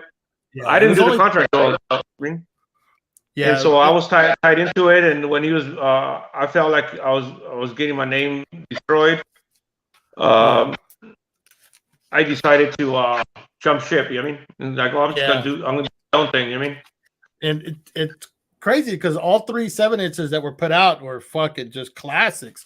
I mean, I have them all. I don't know where my Nausea is at, but the Necrophile is fucking. This is fucking rules. And of course, the Cenotaph 7-inch fucking rules.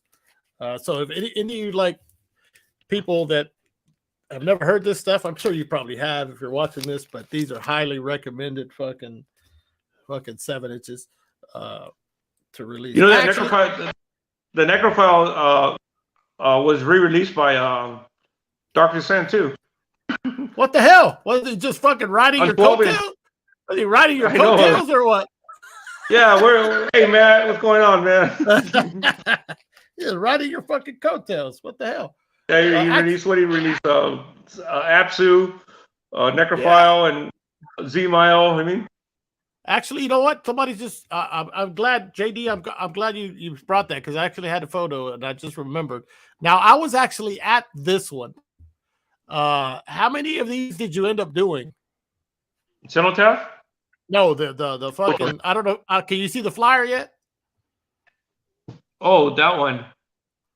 The grindcore shows. Oh, the grind shows. Yeah,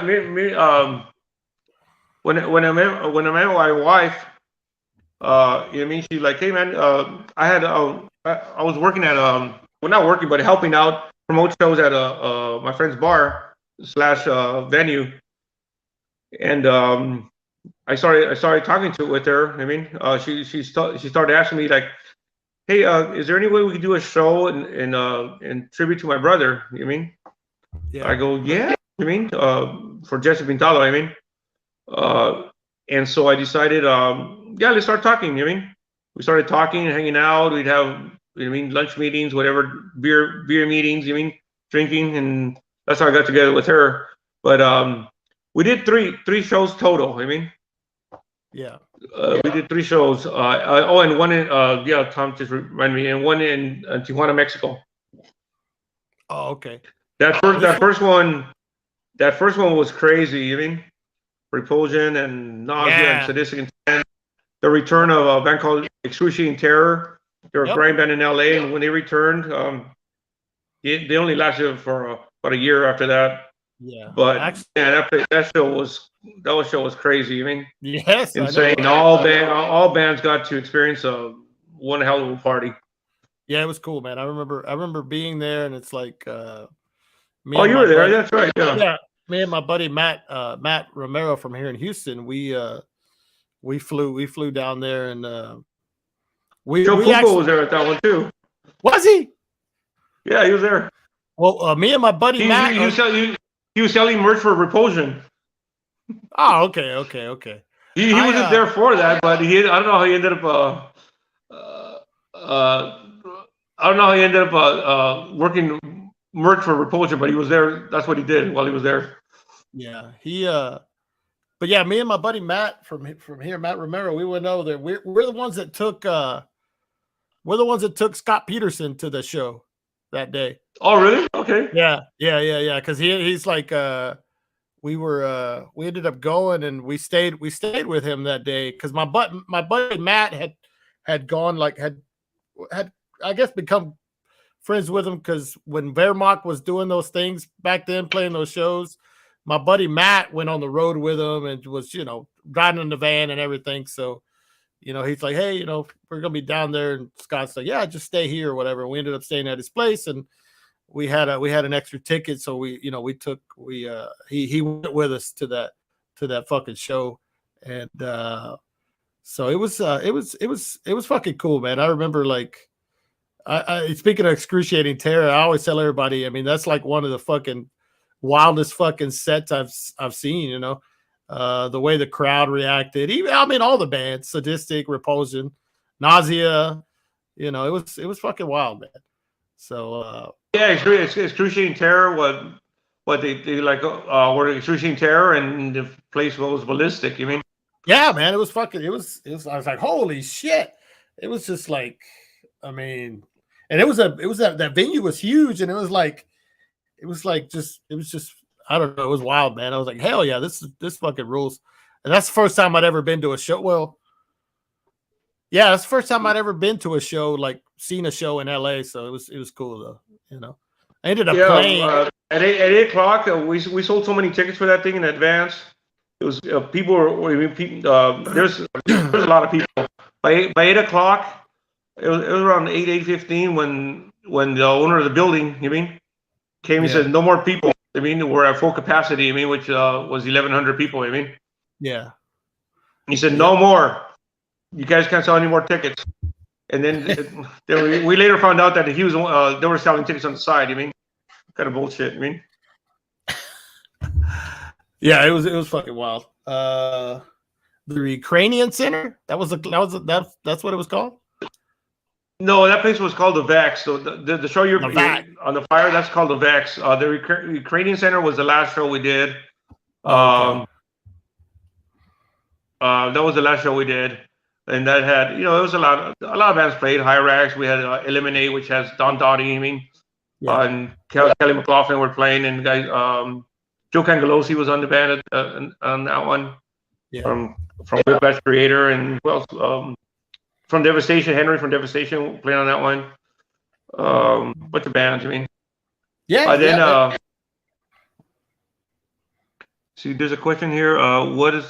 Oh yeah, no, I'm gonna get to him. I just was letting you finish. Oh. Let me go back. Since you mentioned Fraser, my buddy Fraser, he's asked us several times. Since you were at Century Media for a little while, he wanted to know what happened to the Century Media Black sub label. Oh, I was there. I wasn't there for Century Media Black anymore. Oh, okay. No, that was my friend Rachel. She had taken over that. She's the one who did the deal with for Century Black. I was gone. I was there at Century Media for bands like when we released Samael, Grave, Unleashed, Iced Earth, Morgoth. I was there for the first year Century Media came to the States. Yeah. I'm sure I'm missing a few more bands, but Demolition Hammer. Century Black wouldn't start till a few years later. I mean, they went through a bunch of different places, and my friend Rachel ended up getting that spot. And then from I know after that, her and her boyfriend at the time, my friend Raul Caballero, he started Osmos US.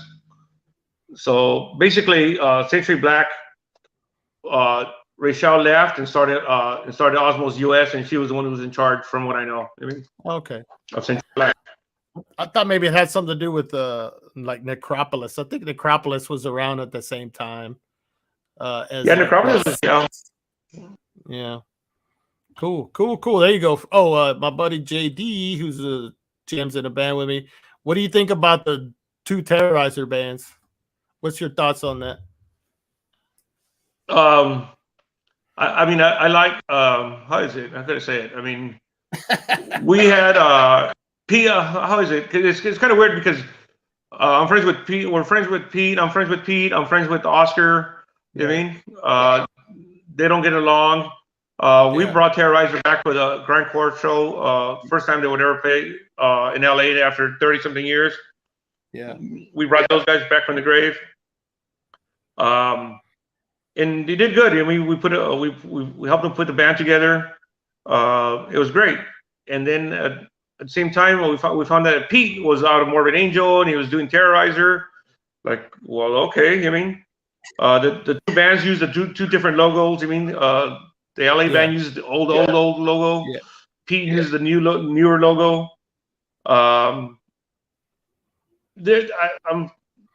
It's kind of weird to me because I like Cosmo. I mean, Cosmo's a good friend of mine. Yeah. He plays bass for Terrorizer LA. Oscar, he just sings. He doesn't play any instruments on Terrorizer. He just sings. Leon de la Muerte, you know, he plays on guitar. They're all good friends.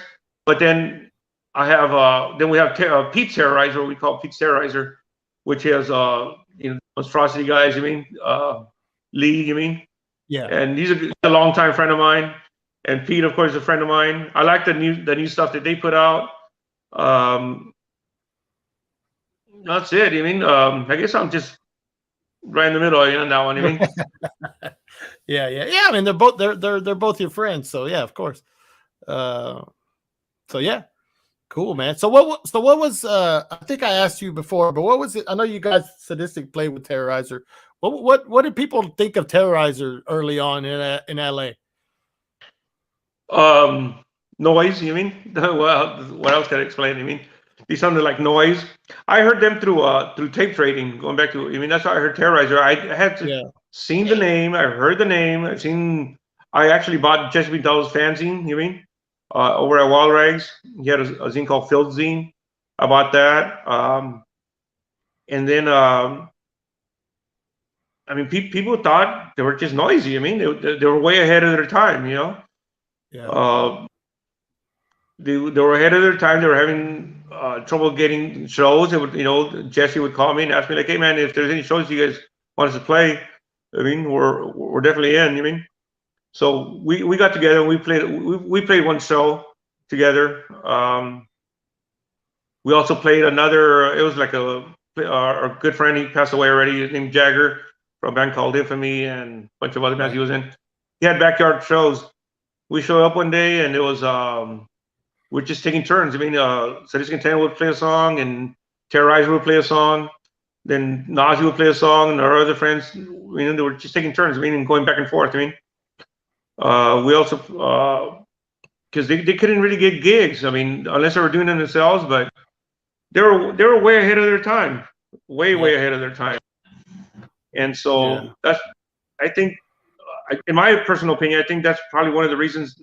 I mean, when Jesse got offered the job to join Napalm and Pete Morbid Angel, I think that's when they said, well, we're not doing anything here. I mean, and we have record offers and tours, doing the same kind of music, still playing fast. I think that's why they left, you know what I mean? Yeah. Would you say what I guess we can end it with this, since we were talking about Jesse. What kind of impact? I mean, he obviously had an impact worldwide. What kind of impact did he have in LA? Like those guys, like what was he somebody that was kind of like, you know, some central figure, like, you know, hey, Jesse's fucking like the guy that was tape trading way early on or whatever? What kind of influence did Jesse have on you know, other people in LA in the scene?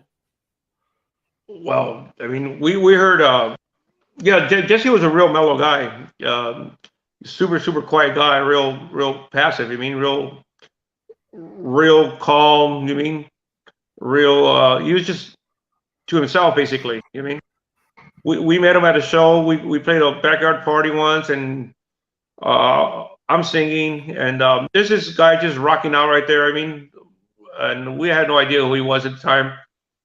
And then we stopped, you know, after we played. I didn't get to talk to him, I mean, that day, but he talked to Rick and Bay of Sadistic Intent, and he introduced Rick and Bay to a lot of stuff. You know, he started inviting them over to his house, and introducing them to more music. I mean, we picked up blast beats. You mean, from Terrorizer? I mean, he left an impression, a big impression. I think at the time people didn't know it, but if you could ask anybody in LA now, I mean, somehow or another they're influenced by Jesse Pintala. I mean, well, if you're playing fast music and you're from LA, you're proud that, I mean, we had Jesse. You know what I mean? Like I said, he was quiet, he was mellow, but he played the extreme music. I mean, the fastest at the time. I mean, yeah, he did his shows. That was a big influence too. I mean, he did shows, like I said, back in the Hoover days. He's the one who's promoting. He helped Cryptic Slaughter. He helped us. I mean, tune in our sounds, whatever. He did a lot for the LA scene. I think people didn't notice it so much at the time, but these days, yeah, definitely, he was a top guy in it. I mean, that helped shape the scene. Fuck yeah, man. We'll end it on that. That's awesome. I can't think of anything better to end on than that. So again, hey man, I want to thank you for fucking hanging out with me for a while, and I know thanks to everybody that's been in the chat. Yeah, it's been cool. You know, like I said, I appreciate you coming on in. Yeah, thanks for everybody who's got in here. I mean, yeah, so cool. Everybody look out for the Lurking Terror stuff. And if you're in LA, go check them out. November 11th. November 11th, LA for the first time. There you go. So anything you want to add? You want to give a shout out to anybody? Or? Yeah, you know, shout out to everybody who's there on the chat. I mean, I see some of my friends here in LA. I see my wife, my little girl's on there too, hearing it. Hi, Sedona again. Hi to my wife. Thank you for the interview, man. Yeah. Thanks for the time to chat. Everybody, you mean, my friend Jack. You mean, hey Jack. Good friend of mine, Jack. I mean, we go back to high school times. He's on there too, and then of course my bass player's on there as well, hearing it. Yeah, thanks for everything. You mean, awesome. Keep awesome. It. Cool. Awesome. Well, all right. Hey, again, everybody, thanks. Hey, if you can stick around for 2 minutes, I'll get with you here after I play this outro tune. And again, everybody, appreciate it. You all kick ass and keep jamming out all badass. Everybody in Houston, go to Sound Exchange on Saturday, 2:00. Later.